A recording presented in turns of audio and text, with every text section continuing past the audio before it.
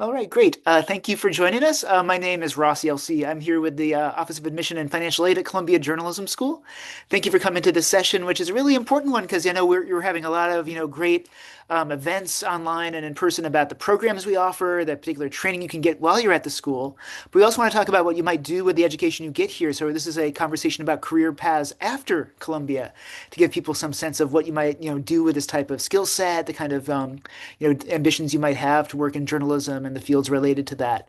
I'm really happy to have Anusha Shrivastava, the Associate Dean of Career Development at the school and an alum, as well as Jaden Edison and Panili Ramirez, both graduates of the school in the last few years, who can talk a bit about what they've been doing with their Columbia education. I think we'll start the conversation off with Anusha. Anusha, can you talk a little bit about your own career path, in journalism and in other fields, and talk a bit about what your office does for students at the school? Sure. Thank you, Ross. I'm delighted to meet all of you. I graduated from the journalism school in 2002. I had come in with a few years of experience. I wanted to be at Columbia Journalism School because I felt like this was a great launching pad for my career in the US. And what I will share with you is that every single job that I've had since the time I've graduated has had some connection to the journalism school. I started at the Globe and Mail in Toronto. I worked in New York at the Associated Press.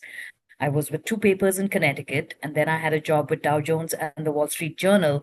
And I will tell you that one of the first things that came up in every conversation was my experience at the journalism school. Then, when I switched careers and decided to move to higher ed, I came to Columbia Journalism School in career services. Then I moved briefly to the Department of Statistics at Columbia and came back to the J School as Director of Alumni Relations and now part of career development here as the Associate Dean. My role here is to help train students for their careers, so to guide them on their professional lives, as well as what we call train the employers to come and hire our students, to meet with them, to mentor them, and to provide them professional development opportunities. So that's a brief overview, and I'm sure Ross will have questions later on about this. It's true. I definitely have more questions as a journalism grad myself, so we ask a lot of those. But cool. For Jaden and Panili, maybe you can tell people a bit about your journey. What were you doing before you came to Columbia, and why did graduate school make sense for what your kind of, ambitions were at that moment? Want to start, Jaden or Panili? I can go after you, Jaden. Okay, that's fine. Yeah, so good to see everybody. I would say, yeah, I mean before I got to Columbia, so I kind of took like a pathway where I had been in undergrad. So I graduated undergrad in 2021. So I was at Texas State University, which is probably about 30 minutes from where I am now in Austin, or actually a little bit long, maybe like 45 minutes, but nonetheless was there for 4 years. And, I had studied, journalism, specifically electronic media, and had did student media for 4 years, which I think was like really my introduction to journalism. And I think the big thing for me was like wanting to really, you know, it was two things, right? One was to kind of, find ways to really add more like, rigor to my journalism, right? And like find ways to do bigger, more ambitious like stories and reporting and like trying to find avenues to get there. Um and then the second part of it too was like not wanting to be just like limited to options within like kind of the Texas, market, right? Where for me it was like I knew a ton of like really talented people who were, struggling to get to places outside of, Texas. And so, I'd always, kind of been open to going to different places and places I haven't been and trying new things and whatnot. And so that was somewhat part of the calculation too when I started to consider grad school. And so yeah, I did that. Then I did an internship right before I got there at Poynter, which is a media institute. So I did some, I covered and wrote about the media, which was a fun and cool experience. And then yeah, I got to Columbia. I was way in kind of Columbia and Northwestern, the Medill school, and then ended up choosing Columbia. They offered me more money, so I got advice from one of the university presidents that go where they offer you the most money because that means they believe the most. They believe in you the most, right? So I kind of took it there, and it was New York, and so ended up working out. So that's kind of how it ended up coming together for me. Cool. Well, in my case, I'm Cuban. I went from Cuba to Mexico, and my background is an investigative journalist. So for a long time, I was an investigative correspondent for Univision, the TV network in Spanish, based in Mexico City. And my main interest as an investigative journalist was transnational organizations. I covered a lot of drug cartels, but from the perspective of the money, money laundering, corruption from high government officials, etc. So I came to Colombia with the idea that my career path after this will be more doing kind of things that I did before, which was like participating in global investigations like the Panama Papers of the Paradise Papers. I never in my wildest dreams I felt or thought that I would be using the tools that I learned in Colombia for something else that I will tell you later, which is what I'm doing right now. So to me, the big lesson and the big message that I want to give you all is, come to the school with an open mind and follow the things that you really are interested in you, because you don't really know what's gonna happen and how it's gonna play afterwards. In my case, I took the MA, the Business and Economics concentration, and my purpose was, as I said, learn to read more financial documents, learn to do global investigative journalism, and understand like financials, how the big money plays in the world.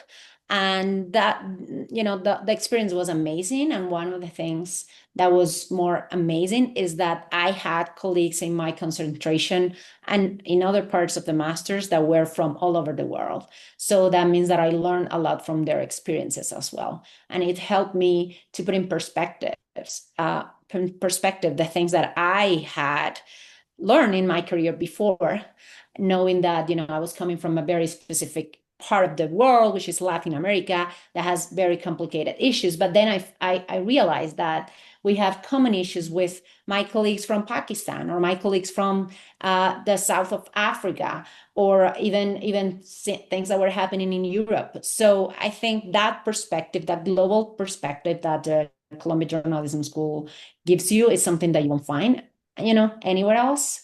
And also because you are mixing yourself with experienced journalists. Is not in this case is people who know what they're doing on the ground, and they're understanding the different perspectives on the ground. So yes, that was my path before Colombia. I always dreamed with coming. For many years I was even afraid to apply, um, and then it was a dream come true to me. Great, thank you. And that leads to the next question, which is what, our graduates are doing. So, Jaden, you said you're in Austin. What are you doing now in terms of your role in journalism? And is that something you kind of were thinking about doing when you were actually at the school? Or how's your career path been, kind of what you were planning to do, or is it something a bit different than what your ambitions were? Yeah, so now I'm in Austin, as you said, and I'm covering I write about and report on public education here in Texas, and so I work at the Texas Tribune, and so if you're not familiar, it's kind of a nonprofit statewide news outlet that kind of focuses primarily on like politics, government, and public policy, really centered around the state capitol and how decisions made there kind of trickle down and impact the lives of kind of ordinary, Texans, across the state, which, has 5.5 million students and obviously, one of the biggest in the country in terms of, population. And so yeah, that it was in terms of like whether or not it's like kind of what I had anticipated. Yeah, it was interesting because like when I left the journalism school, I worked in Connecticut for 2 years, so at a similar kind of nonprofit kind of model, but obviously a lot smaller. But for me, my goals were always like aligned with like wanting to do like ambitious reporting and stories like really heavily centered on people, right? And like not as much like I think the policy is a part of it, right? It's like the heart of like both of the news organizations I worked at, but like for me, I've always looked at it through the lens of like people over policy and how can we kind of look at people's experiences and things that they are going through and explain to people kind of policy implications through, their lived experiences. And so that's kind of been my goal. And I would say like that's always been my goal and kind of the main thing for me. And I've, been able to do that, here in Texas and also, in Connecticut. I would say in terms of like overall goals, I think for me, like my ultimate goal is like to be in a place where like, full time, all I'm really doing is like I want to do long form like narrative reporting where, I can spend time on things for, weeks and months at a time. And now there is some of that, right? But there's also like a mix of obviously daily and breaking and things of that nature. And so I think ultimately like the goal is like to continue to progress and ultimately get to a point to where, I'm doing kind of full-time long-form narrative like accountability reporting, which is more investigative, which I was in the investigative program when I was at Columbia. But I mean, I think ultimately though, you have to get there. I mean, you have to know how to do all the other things too, and those are important as well. And you can do aspects of those, which is what I've been doing, I think, here over the last like three and a half years or so. So Columbia, yeah, it was really helpful in that process and kind of helping me kind of get there. Mhm. Great. And Panili, you said earlier that you're doing something now that maybe you didn't foresee yourself, doing at school, but can you tell us a bit about what your role is now and kind of how your training is helpful for what you do? Yes, currently I'm the co-CEO and executive director of Futuro Media, which is a nonprofit news organization based in New York. And the reason I'm saying in my wildest dreams, I never thought that I would be the CEO of the company is because my training at Columbia was to do investigative journalism and accountability work about CEOs. So all my education, all my training, I was all the time thinking, okay, I'm gonna catch whatever lies they're hiding in these documents. I'm gonna see them. It was hard because I took classes at SIPA. So I took accounting classes, I took finance classes. I'm not a native English speaker. My native language is Spanish. So it was the first time I was learning about many financial things that even today, I don't know how to say those in Spanish because I learned them in English for the first time. So what happened is like when I finished Columbia, I applied for a bunch of works. And I had several offers. Some of them were more to lead like small teams. One of them was in Associated Press. And Futuro Media offered me to lead the investigative unit. So I came to Futuro to lead the investigative unit. I did that for over a year. And after that, we had a big financial crisis in the company. We had layoffs for the first time. And I literally put my skills to work. And I said, I can do investigative journalism about my own company. So we went through a very hard process because we lost, some work positions. We let go some of my colleagues. That was really hard. And but we implemented several things that I learned during the masters. For example, how to do an extreme and very strict expense management system, how to coordinate the payments, how to do fundraising, which is something I never did in my life before, which was to me, it's like, I was like, how am I going to put it in front of someone and ask them, give me $1 million for my organization or 250 or $1,500. And then I learned that I have been pitching my editors my whole career, right? I have been convincing editors to buy my stories, to run with them and to give me time and money to do them, as Jaden he was saying about himself. So I discovered that this strict pitching process that we learned also at Columbia was really not that different from the fact that I was pitching the stories that we were doing to get money to do them. So I have been now a CEO for almost 2 years. We are experimenting with a co-CEO model, which means that I have another person that is also co-CEO, which I truly recommend. The co-CEO model, it's been allowing me to remain as a journalist, even if I have a more administrative work now. So as part of my duties, I'm executive producer of our main show, which is Latino USA. So that means that I do a lot of editorial work still. And I'm also the executive producer of our investigative unit still, which it's a good combination because I didn't really want to just abandon my journalism career. and just become a manager full time. So that combination has been great for me. I also write a weekly column in Spanish for the leading newspaper in Mexico, and that also has been helping me to balance. You know, I like to say that for a few hours every Friday, I become a reporter full time again. So I'm really focusing on my column, but I think, you know, to me the lesson is that you don't need to resign to one thing that you love to become something else that you could also love. And right now I feel super privileged because having the opportunity to provide spaces for other journalists to do the things that they want to do, like what Jaden was saying, it's, to me, you know, the fact that I now have could be the one decision making the decisions about what to green light, where to put the money for a project, etc., knowing that I come from a background of deep journalism on the ground. And for everything I learned in Colombia helps me a lot, because we tend to have in journalism, sometimes people in charge are people that have not been spending a lot of time on the ground. So they don't really get it at some point. And I think having us, you know, because my co-CEO is also a long-time journalist, coming from the coverage on the ground, from going to the school, etc., it's been helping us to manage a company in a way that I feel is more empathetic with our fellow journalists there. Great, thank you. And Anusha, turning it back over to what we do here at the school, can you talk a bit about how students, how you recommend students that come to the school approach the career development office, and also just think about careers as they're starting to kind of plan for what they might do once they earn their degree from the school? The way to think about it is, Oh, got a little audio, I think, issue there. unmuted. Can you hear me now? It's a little low. It's low. Mhm. That's strange. It's at full volume here. Now, can you hear me? There we go. Okay. Um, so the way to think about it is, when you come to the journalism school, in your classes, you're going to learn all your journalism skills, how to report, how to write, all of that. From our side, you're going to meet a lot of employers and alums who will talk about their career trajectory, right?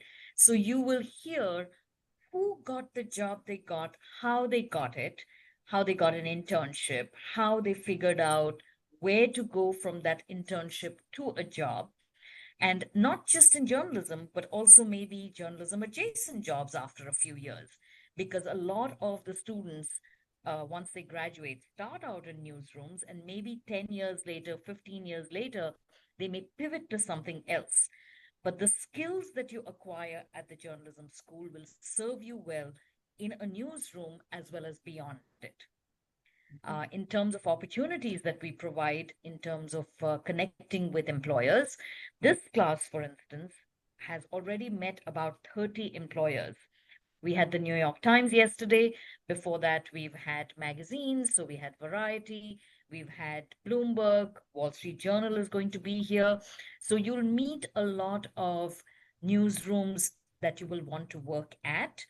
You'll also meet a lot of alums. And the reason we like to connect you with alums is because they talk to you about their experience. They share with you what you can be doing at the journalism school while you're here and how that's going to help you after you graduate. Mhm. And you think people should come in with what kind of mindset? Like, should they be kind of set on a very specific thing, or try to kind of entertain a lot of different options for what to do maybe next? I think the more flexible you are, the better, because we've heard a lot of alums say that when they came in, they thought they were going to be what was called print journalism, which has now become more print and digital. And then they take an audio workshop and they say, oh, wow, I think I want to do this. So just last week, we had someone who then went on to work for NPR, then she worked overseas, now she's back. She said she had never thought about being an audio reporter, but that's what she fell in love with. We've heard of others who said, I never thought I'd be a video journalist. But once I took a class and I understood what it would entail, that's what I wanted to do. So that's one kind of flexibility, which is about the medium. The other kind of flexibility is where you want to work, whether it's geographic or the type of newsroom, right? Some people may say, I'm not interested in business journalism. And yet, once they've taken a class here, they might think, you know what, I actually really enjoy it, and maybe I will apply to some newsrooms that focus a lot on this. So the more flexible you are, the better your chances when you graduate. Also, in terms of moving, you may not, you may decide that you don't want to stay in New York City, or you may think, this is where I want to be. But we found that a lot of students who move to other areas gather a lot of good experience in newsrooms and then move to larger newsrooms or return to New York City. So flexibility and keeping your options open.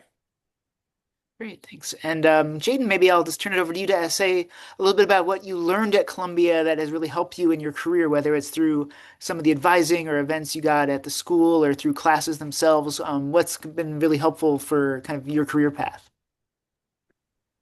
Yeah, I would say a couple of things. I mean, I would say like at a more like technical level. I mean, a lot of it too was like I told you like kind of a lot of the goal coming into journalism school was like how do what are the tools that I need to be able to pursue kind of bigger, more ambitious, kind of human focused stories. And like I was in the Stabile program, which is investigative, and so we had about like I think it was like almost like 30 of us or maybe a little less, but through that like I think I actually like got just that like what all actually goes into like really ambitious like reporting, right? Like from having what we call in Stabile like a records mindset, right? Like your quote unquote no surprises kind of approach in letters, like when you kind of basically which is basically like the way I think of it is like a sourcing tool. I'm not maybe not describing it in the best way, but it's like a sourcing tool, basically, an approach that you take, right, to ensure that the people you're reporting on, like, right, have fair opportunities to respond to things, right, in terms of how to look for, how to find records and how to look through, court documents. And I also did, talk about the flexibility component. I did a bunch of audio classes, and so one of my favorite things I did, was did like a 45-minute like investigative audio story that we did. So it was like a lot of like more like things like that, like really technical things, because I had the foundation of reporting, from college and through my internship already. So it was like, how can I build on that? And that was kind of that. And I see the second part too is more like from an approach standpoint, is like I think the journalism school in a lot of ways, like, you come into it and, I think one of the mistakes people can make is you get into the comparison game, right? You're like, okay, well, I'm here, and then this person who came into the school is doing this, and then this other person's doing that. And I think one of the biggest things that I would say I maybe always tried to have it, but started it, and if maybe it really like took off at Columbia, and I've really kind of worked on it over the last few years of my career. Is like you got to focus on you, right? Like, what are the things that you're coming into the school that you need to learn? I tell this people all the time, like who reach out, because I think speaking about networking, like a lot of us are still really close, and like even like the newer students, like they'll reach out to some of us sometimes. And so I always tell that too, is like you have to like figure out like what are the things that like you want to get out of the experience. Like you can't get into the because everybody's circumstances are different, and so you have to like not everybody. It's just different. So I think the biggest thing is like which I took away from Columbia was like, yeah, like really like honing in on like what are the skills that I want to learn, like what are the things that I want for my career, and what are the things that I can do here, whether it's networking or classes that I'm taking, et cetera, that can help me get there and be the best version of myself. Because you may think this person or that person has it together, but they're going through their own version of that same kind of mental battle where it's like they're trying to figure out what's best for them and how they take the next step too. So I'll say that was one of the big things I kind of had to work on at Columbia, and that I really, grew in. And I think now my career has really, really served me well. Great, that's great advice. And Panili, we talked a bit about some of the skills you got, whether it was the accounting that's been really helpful, but overall, are there other things from the Columbia experience that you've really kind of, taken away that you've been using in your career path so far? Well, I think I was thinking about something that Anusha said with the flexibility, right? And the open mind. Hmm. I will tell you because I think we all have a moment when we are in Colombia, because we come to New York with the idea of, kind of in the background, we hear Alicia Keys singing, and this is my moment, the big city, I'm gonna make it here. But then you face reality, which is a very competitive landscape. And we're all brilliant, but all the other 200 people applying to the same job are also brilliant like us. And at the beginning of my journey in Colombia, I was like really adamant to change and do new things. Like, I'm done with Latin America. I'm now ready to cover the US. And I remember that one of my advisors at Columbia told me that, you need to really know what you are different, why you will be adding something to the newsroom, right? What are the things that you know that the other 200 competitors for the same job will not know? What are the new things that you can say in a job interview? Anusha was talking about the internships. I tried the internships route and I totally failed it. I applied for more than 60 internships, and I was told that I was overqualified for all of them, but I was underqualified for others because I didn't have enough experience in English and the United States. So at some point it was like, okay, what I'm really good at, what are the things that I can really bring to the table? Because I was clearly not a junior reporter to start from scratch, but the reality check was like, I didn't have enough experience in the US with enough US sources to really pursue a career like competing with other reporters based in the US, born in the US, with many sources that were competing for the same job. So it was like, okay, what is something that I have that others won't have? And I think in my case was this transnational experience, this understanding of how the money moves from one place to the other place in the world, how corruption works in other regions. So it was clear to me that transnational approach that I could bring to the table was something that I had that maybe others won't have. And that will be a competitive advantages that I had. I came to realize all of this through Colombia, because at the beginning it was like, this is scary, this city, it's so huge and everything is happening. I was in the business concentration, which means that every single week we have big names from Wall Street as guests in our classes. So it was like, okay, how am I going to insert myself in this world that I don't really know? And then I realized that I did know that world from another perspective, from the perspective of the things that I was good at. So, for example, when I took advantages of several things at Columbia, for example, is like reality check. This is pre-ChatGPT era, because I graduated in 2022. So I remember that the first week at Columbia, I signed up for the Writing Center, and with my dear Mary. And then after the first session, Columbia has this magnificent writing center where you send your homework in advance. They will correct you, they will edit you, and then you will have a conversation with them about why. So, and I was like, oh my God, after the first session, this was great. Can we do it next week? And at some point I was like having my slot every single Wednesday to do my writing center session. And it didn't just help me with the English, it also helped me with the approach of American journalism, which is a little different with what I was coming from.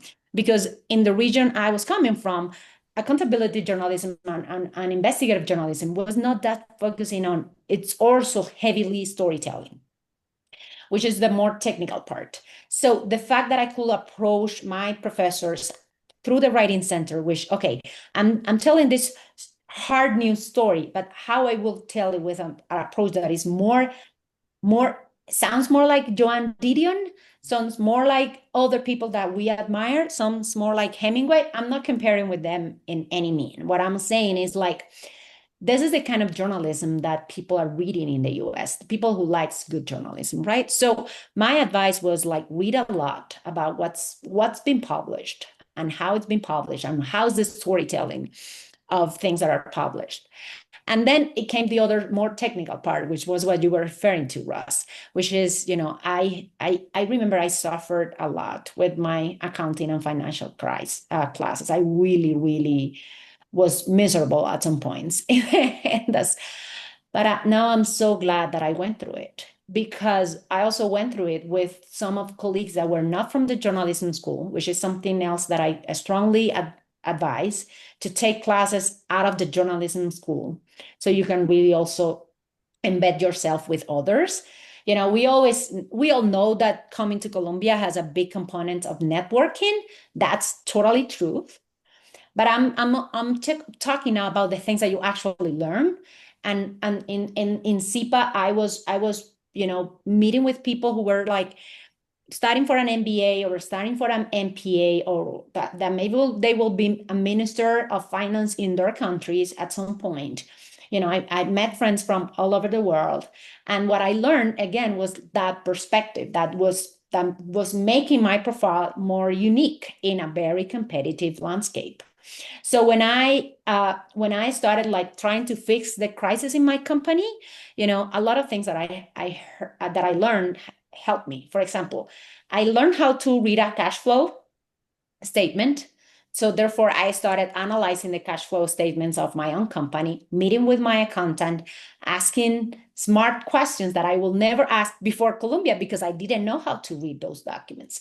I created an expense management program that was literally based in one of my homeworks from the finance classes. Um, I also did a lot of partnerships. I learned in Colombia, and this was an exercise. I didn't win the money, but through I was in contact with the Dart Center about trauma. Now we have trainings from them. I was in contact with I don't remember now, Ross. What is the innovative center that we have at the school? The Brown Institute? Yeah, the Brown Institute. So I applied for one of their grants. I didn't get it, but just to the exercise of going through it, putting my proposal together, trying to do to understand the money part, understand the budget, and present it was a huge, huge training for me, because now I do that every single day. Putting a proposal together, putting a deck together, trying to get money for your projects. Even if you are not leading a company in the future, there are a lot of opportunities in the US to do something like what Jaden was saying. You will be in the newsroom and you could be eaten by the day-to-day news. But if you want to do a bigger project, there are a lot of openness in US newsrooms to go and seek money for it somewhere else, and then come to your newsroom and say, hey, guess what? I got $3,000 from the Pulitzer Center to do this project. You don't need to pay for it. We will be publishing it in the Texas Tribune. Just give me time for it. And I learned how to put those proposals together at Columbia, trying to doing this exercise of getting money from the Brown Institute.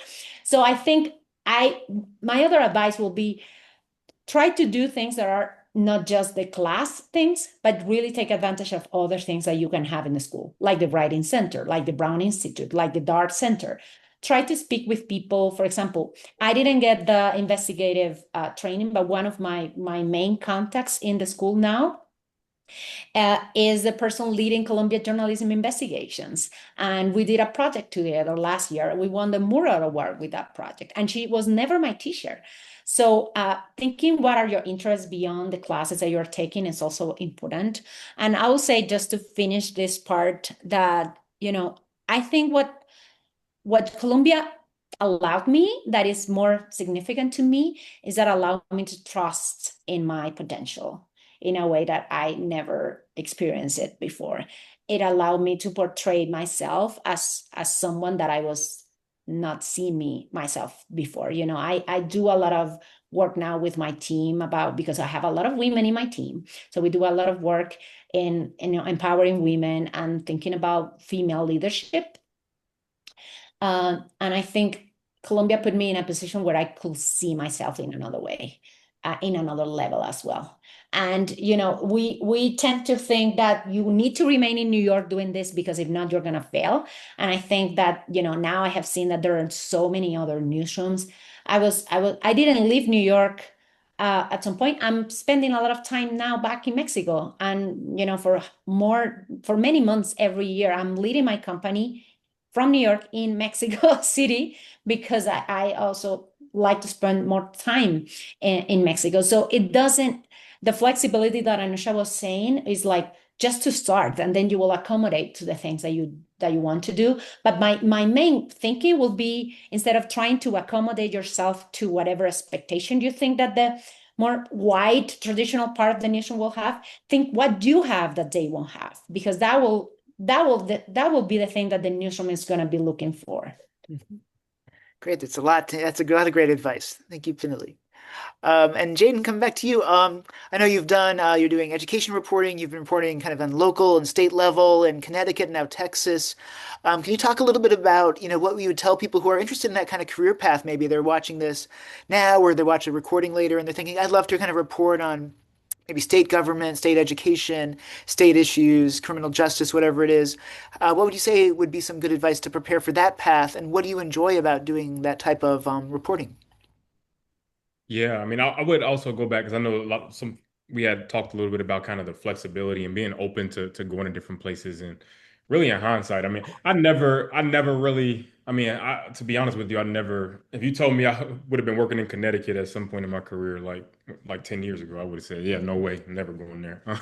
And I mean, I didn't know much about it, right? And so, but a lot of that too was again like the openness to trying new things and to going new places, and actually I ended up like loving, living there, for almost 2 years, doing that work. And so I mean that would be the first part, is like the openness to like learning anywhere, because really, I'm Texas the Texas legislature is like huge, right? And the capital is huge, and I think a lot of times what you see in Texas is reflective of, or you'll see something happening in Texas, and a lot of times it's a harbinger for things that are happening in other places, and reflective of national politics. And so that's not necessarily the case in Connecticut, but I would say in Connecticut, though, I learned a lot. I mean, going to the Capitol and like talking to lawmakers and like, getting connected with like folks locally, the local, the locals who really care about issues. I was covering criminal justice at that time. And so, um,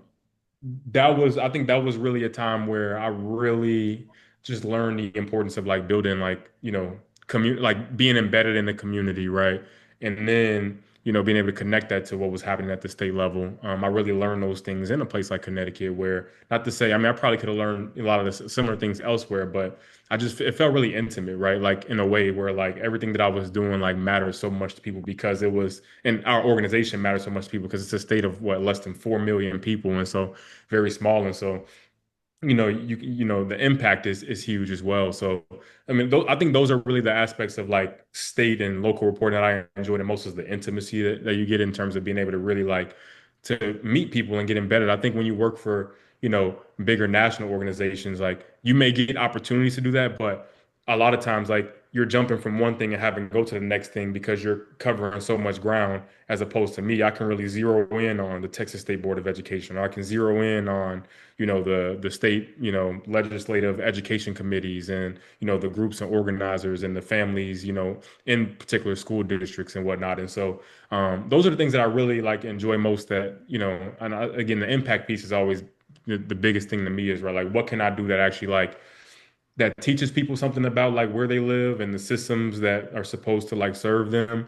Um, and like what can I do that can like ultimately lead to changes that make people's lives better, right? Like, that's why I do it. Like I don't, that's the main thing for me. Like I'm not into, I think a lot of covering politics can be a little frustrating sometimes, because oftentimes in politics when you learn the motivations of people, like it's not always aligned with that goal that we as journalists have in terms of trying to improve people's like lives and whatnot. But that is the main thing for me. And I think local and state reporting really give you opportunities to really be able to do that, regardless of where you are, right? I'm in Texas now, but I did it in Connecticut. And, I'm open to doing it in other places as well. So I think that openness to trying new things and going different places can always serve you well.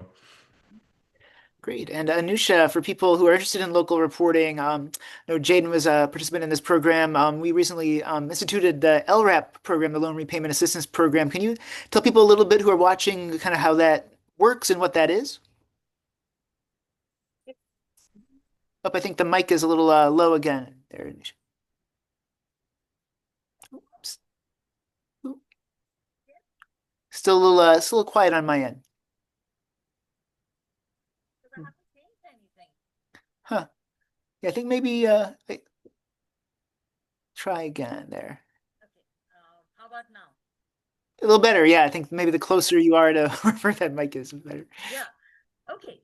So what I was going to say about LRAP is that it's a program where if you work for a nonprofit newsroom, and then the school will assist you financially, because you will get based on the salary that you're making at the nonprofit newsroom, you will get some funds, a loan from the school that you don't then have to repay, which means that you are getting some funding to be able to support local journalism and nonprofit work. And a lot of our students do go into the nonprofit newsroom world because we have some exclusive internships with INN, which is the Institute of Nonprofit Newsrooms. So about 20 students go to nonprofit newsrooms after they graduate. Mhm. Great. And I think, Jaden, you participated in that program recently. That's right. Yeah, yeah, great program and really a great opportunity because I think a lot of one of the big deterrents from journalism school is the cost, right? I mean, just calling it what it is, it's expensive, right? And so the program was really helpful. I mean, for me, I want to say, I mean, just being really transparent, I probably between Texas State and Columbia probably had about 60 grand total in debt, and I think Columbia has already shaved off 20,000 in a span. I graduated in 2022. So, I mean, that's in the span of what, 3 years. I'm going on 4 years where I've already been able to knock out a considerable amount of my debt already. So, and I think working for a nonprofit is also great, right? And so it's like, I don't know, like it was helpful and great to know that, Columbia's really invested in, I think, you know, local journalism, right? And it's important. But obviously, that's the big thing for us is like we also got to live, and so it was really helpful in that regard. And I know others too who have benefited from it and feel similarly. So that was one of the great things about it as well. Great, thanks. And back to Panili, for people who are maybe listening to this conversation and be like, oh, I have a real ambition someday to be maybe on the management side of a media organization or news organization, what advice would you have for them, maybe whatever stage they're at now, in terms of like thinking about preparing for that kind of maybe career path, if that's something they're already kind of keeping in mind? I think you have to unmute too. Oh, yeah. Yeah, I'm sorry. I didn't see that I was still mute. So I think I have realized now that preparing for a management path in our careers is something that we should always consider because it will happen eventually. So how we prepare for that moment early on, it's super important. I never thought about it before, and now I realize that I have been learning as I go, which is, I'm resolving it, but it's not ideal.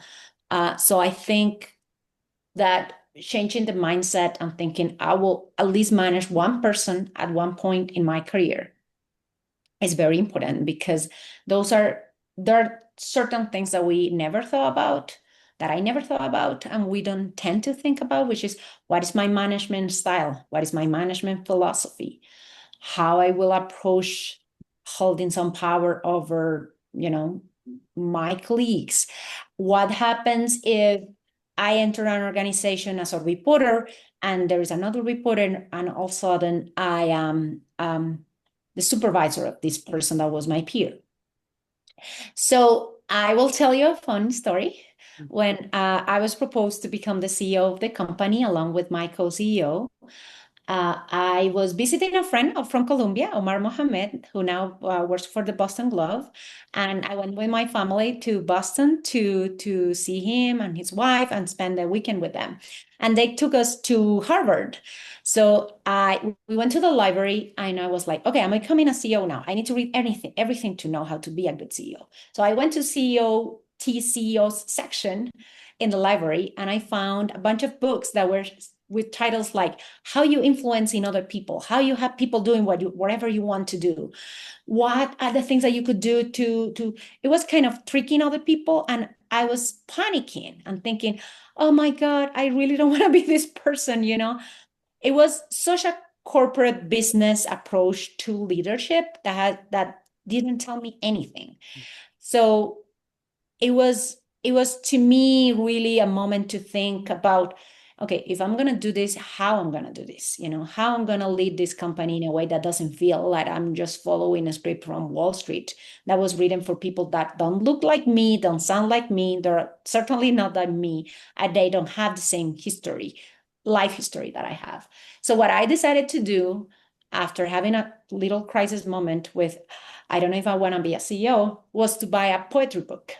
So I bought a poetry book I didn't buy any book at that point. And now, almost 2 years later, I'm having some coaching sessions, executive coaching sessions through something that is called the Resiliency Initiative. And I'm reading other kinds of books. For example, I'm reading a book about a wonderful coach in the US that is called Playing Big, from the author is Tara Moore. And it's more about female leadership. I'm going to take some classes at Yale School of Management about approaching to female leaderships. So thinking that we are going to pursuing, Columbia is really good at selecting students who are good at what they do, no matter how they look or where they are in the world. I think I'm from the generation of Carmen Sandiego. So I grew up with this idea of where in the world is Carmen Sandiego. And I always think that Columbia does that with selecting their students. Like, where in the world is this talent, amazing talent that I will see and I will catch? But then it's okay, this person it's brilliant, it's good, is learning a lot, it will have a career path, but then how you insert yourself in a corporate world, even in nonprofits, which is really still led by white American men, most of them. So how you insert yourself, you're just different, So the good news is that there are many of us right now.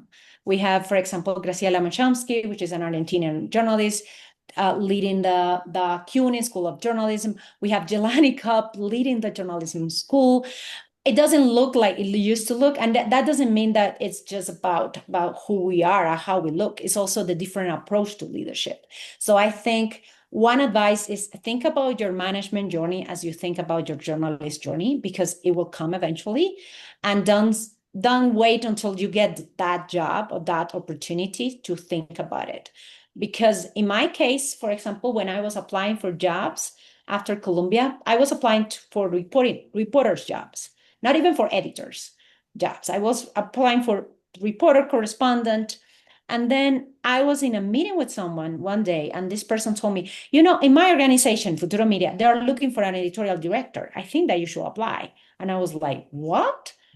No way. I'm not applying for the editorial director role at all. I'm applying for reporters or correspondent jobs. And she said, but I think it would be amazing.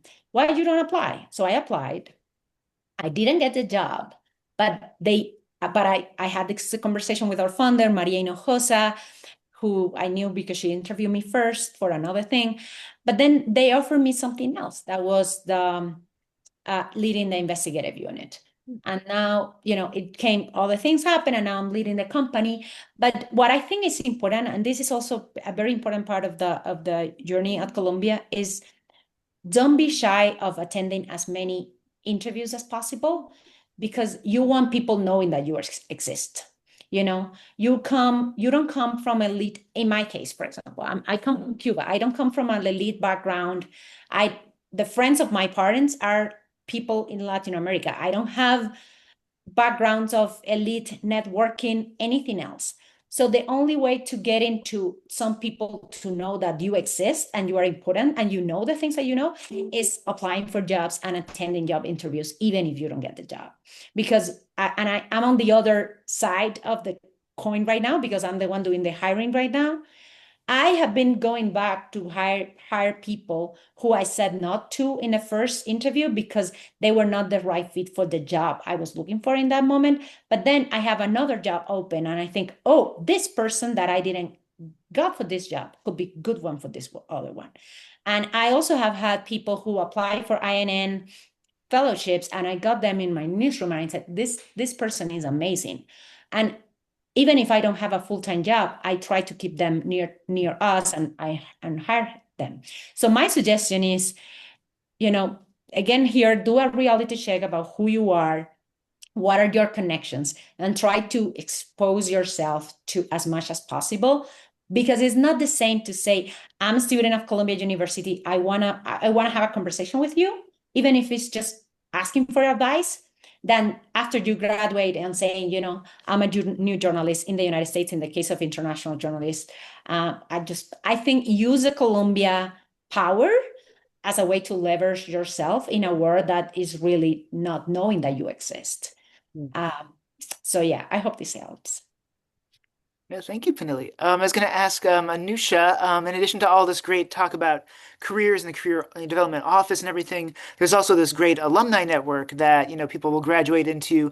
Can you speak a little bit about how, vast that is and, how it kind of will help people in their careers throughout their life?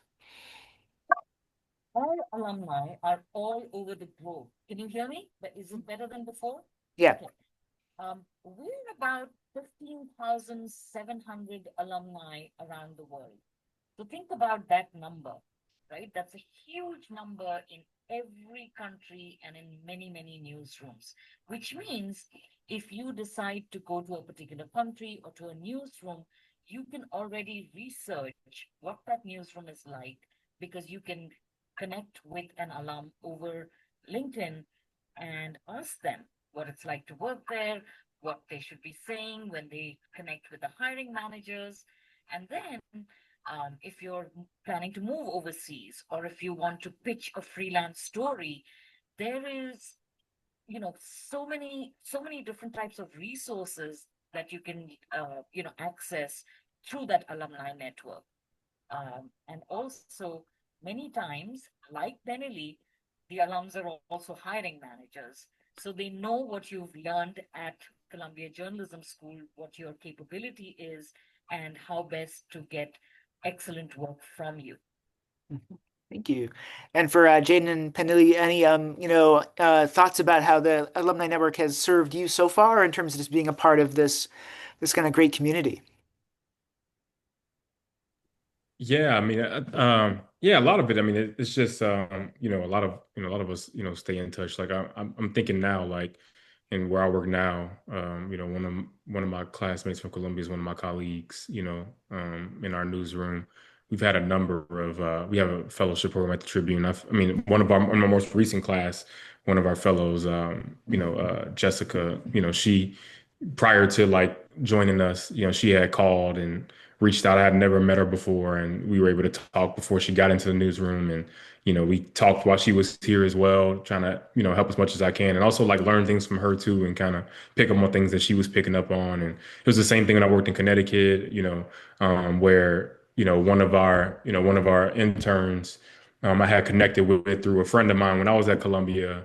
And he ended up being a photojournalist while I worked in Connecticut, and now he's doing cool things in Atlanta. And so like I said to say it's like everyone kind of knows everyone and everyone's kind of connected. And so, it's one of the cool things being able to take advantage of that, right? Like, anytime you have a question or, 9 times out of 10, there's somebody who probably works in that particular space or who knows someone who does. And so really leaning on that network, has been great. I know talk about, Jelani Cobb. I took his, covering race class when I was at Columbia. He comes to Trip Fest every year. So, every time I get a chance, I try to pick his brain, like, like, hey, what do you think about, that kind of thing whenever I see him, and, other professors as well, like Sheila, who runs the investigative new program at Columbia. She's helped me a lot in the jobs that I have now, serving as a reference. So again, all that to say is, the network is robust, at conferences, at news organizations, and I think everybody really has a spirit of trying to help one another out, which is one of the cool things about it. And so that's been really beneficial in trying to navigate this landscape that can be so kind of competitive in a lot of ways. And I think Columbia people have Columbia people's backs, which is a great thing in such a market right now. So. Hmm. Thanks. And Lee, did you have anything else you wanted to say about the kind of the alumni network aspect of things? Well, in my case, I agree. It's something that you can always turn to. But I don't want to say that much because I'm conscious of time and I want to leave space if in case there are any questions or anything. Hmm. Yeah, for questions, I will turn the chat on. So if people need to have a question, want to reach out to people, put it in the chat, but direct it to me, the host, and we can see what you have there that we can answer in the next 5 or so minutes.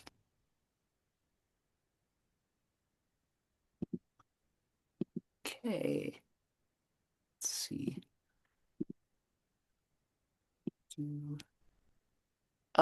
Actually, a question about is there any help with kind of navigating the careers in terms of is there counseling? I guess a good question for Anusha, like what kind of services can you expect in terms of actual things you can do while you're here?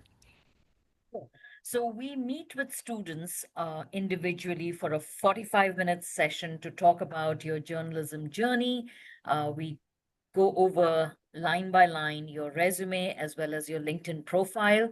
And then you have multiple visits. We don't put any limits to the number of times that you can meet a career counselor, which means that you will get advice throughout the year on your application materials. We advertise through our exclusive content management system called 1220, all the internships. We have a synced calendar and we organize about 100 events throughout the year where you're actually meeting employers and alums. We also, in March every year, have a career expo, which you should think of as a huge networking event where you're meeting employers from not just the US, but around the world, across time zones, so you can connect with them directly and apply. Mhm. Great. Let's see, a couple other questions here. Maybe it's a quick question. This is more a little bit about academics, but for Jaden and Pinili about, do you have a favorite class or experience kind of in terms of the curriculum that was really, helpful while you were here as a student, but also maybe the things that you've especially like used the training in your career so far? Yes, I suffered the accounting and finance classes, but they are the ones that have been more useful now. I really loved the class with Winnie O'Kelly. She was my man. She was a coordinator of my master's, and because she's so brilliant, and her class was like really you know, a deep methodology class as well, not just all the information that she shared with us in every class. That was amazing. I also had a class with Delani Cobb and the discussion with my with my classmates for that class was also very fruitful. And I have a class with Andy Server, who is still kind of my mentor. I look for him for advice for many things. And the beauty of that class is that Andy is so well connected and he had like great sources. So we had a high level of guests, of people who helped me really understand how Wall Street worked, how the big money work from another perspective, because I always learn about it from the perspective of I'm investigating them about money in Panama or something like that, not from how they're doing business, how they're conducting their businesses.